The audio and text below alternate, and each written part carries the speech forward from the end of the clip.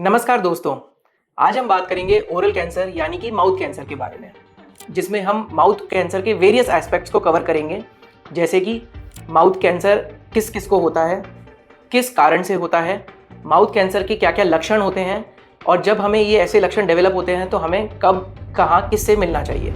ऐसे ही cancer related facts और myths के बारे में जानने के लिए और अलग अलग कैंसरों के बारे में जानने के लिए प्लीज़ लाइक और सब्सक्राइब करें हमारे चैनल को।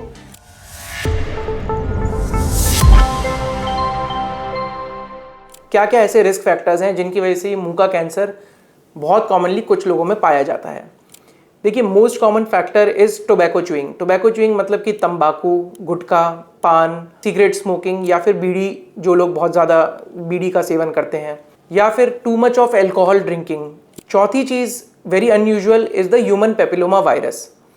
दिस इज़ अ वायरस जो कि हमारे ओरल टू ओरल कॉन्टैक्ट से भी ट्रांसफ़र हो सकता है एंड ये भी हमारे मुंह के कैंसर का एक कारण है। तो अब बहुत इम्पॉर्टेंट है ये जानना कि क्या किसी को अगर कोई दिक्कत है मुंह के अंदर, यानी कि घाव है या फिर गांठ है, क्या वो कैंसर है कि नहीं है। तो मैं अब आपको बताऊंगा इन लक्षणों के बारे में जो कि मुंह के कैंसर में बहुत कॉमनली मिलते हैं। तो सबसे पहले मैं बात करना चाहूँगा इसमें छालों की। बहुत सारे मरीज़ ऐसे आते हैं कि सर मेरे जीभ में छाला हो गया है या मेरे गाल में छाला हो गया है, और जो हफ्तों से इलाज करने पर भी ट्रीट नहीं हो रहा है, सही नहीं हो रहा है। तो ये जानना बहुत ज़रूरी है कि कोई भी छाला या घाव 2 या 3 हफ्ते से ज़्यादा इलाज करने पर भी अगर ट्रीट नहीं हो रहा है तो उसमें चांसेस हैं कि वो कैंसर है और आपको अपने डॉक्टर से इसके संबंधित मिलना चाहिए। दूसरा जो बहुत कॉमनली हम सुनते हैं, गांठ, मुंह के अंदर गांठ मिलना। उस गांठ की वजह से कुछ लोग ये दिक्कत लेके आते हैं कि गांठ से खून निकल रहा है या फिर मुंह से खून आ रहा है, या फिर कुछ लोग ये दिक्कत लेके आते हैं कि हमारे मुंह से बदबू आती है। ये भी एक ऐसा ही सिम्टम है। जब कोई गांठ बहुत टाइम तक अंदर मुंह के अंदर रहती है और हमारा थूक उस पर चिपकता रहता है तो इन्फेक्शन होने का कारण होता है।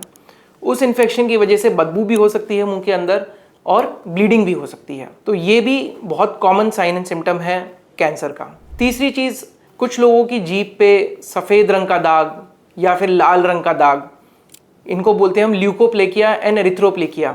कुछ ऐसी चीज़ें हो जाती हैं जिसको हम बोलते हैं pre malignant disorders. Pre malignant मतलब कि कैंसर से पहले की स्टेज। अगर ऐसे कोई दाग आपको हैं तो डेफिनेटली आपको एक स्पेशलिस्ट को कंसल्ट करना चाहिए, क्योंकि ज़रूरी नहीं है कि इसके अंदर कैंसर ही हो, लेकिन अगर हम इसको टाइमली इंटरवीन करें तो हम एक कैंसर को होने से रोक सकते हैं। चौथी चीज़, कुछ लोग ये कंप्लेन लेके आते हैं कि सर मेरा मुंह जो है खुलना बहुत कम हो गया है, पहले मेरी 3 उंगलियां मुंह के अंदर जा पाती थी, अब मैं 1 उंगली भी मुंह के अंदर नहीं डाल पाता हूँ। इसको हम बोलते हैं ओरल सबम्यूकोसल फाइब्रोसिस।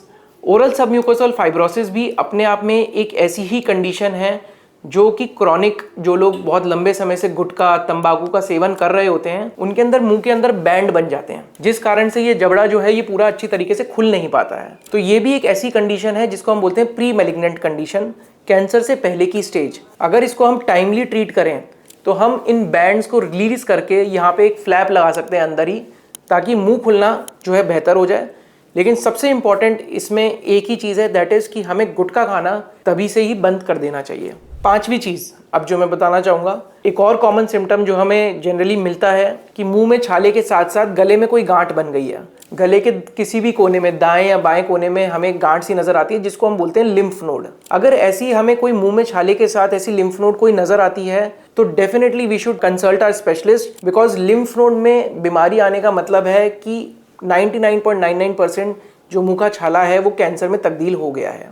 दूसरी चीज़, ज़रूरी नहीं है कि ये गांठ दोनों तरफ गले के आए, ये गांठ कभी कभी बीच में भी आ जाती है, जिसमें हम बोलते हैं कि जनरली आपका थायराइड बड़ा हो गया है। तो थायराइड की गांठ हमेशा कैंसर नहीं होती है, बट उसको उसकी जांच और पड़ताल प्रॉपर्ली एंड थॉरोली करना बहुत ज़रूरी होता है, क्योंकि थायराइड कैंसर्स भी बहुत कॉमन एंटिटी है और जनरली ये फीमेल्स में ज़्यादा पाई जाती है। ऐसे ही कैंसर रिलेटेड फैक्ट्स और मिथ्स के बारे में जानने के लिए और अलग अलग कैंसरों के बारे में जानने के लिए प्लीज़ लाइक और सब्सक्राइब करें हमारे चैनल को। आप कभी भी कोई भी कन्फ्यूजन है या कोई भी डाउट है तो आप डेफिनेटली हमसे कमेंट करके पूछ सकते हैं। हमारी टीम 24/7 आपकी हेल्प करने के लिए अवेलेबल है। Thank you.